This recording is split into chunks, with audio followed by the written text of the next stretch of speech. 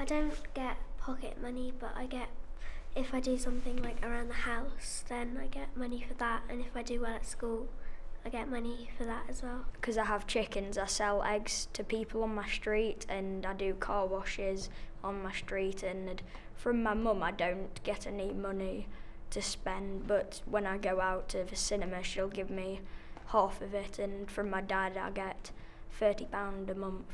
I get my money from my parents, but I want to try and get a paper round so I can provide for myself and get my stuff for myself instead of relying on my parents all the time.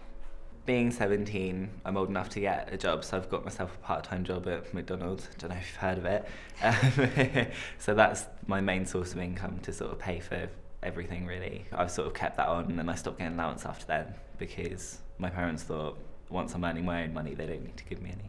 My mum lives in Ireland, so when I'm there, she usually doesn't have any spare money. In Ireland there's a big tradition of busking, and I play guitar, so usually what I do is I'll take my guitar over there and just play in the street with a top hat on the floor. I don't really borrow money, but I sometimes do borrow money, and unfortunately on my brother, which he always adds interest and makes me sign stuff that he's made, and just like a brother does. I don't really think borrowing money is such a good idea. When you're on the end that has to pay back more than you originally borrowed, it just seems illogical to do that, and I think you probably should just work until you have enough money to pay for it rather than try and buy everything too soon.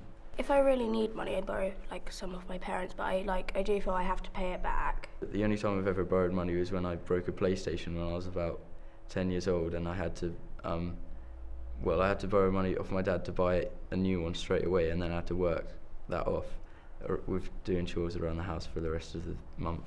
I don't really let people borrow money unless I'm really sure they'll pay it back, because I've lent people money in the past in big sums and they've not paid it back. We learned a lot through the consultation process about actually how much interaction young people do have on a regular basis with money.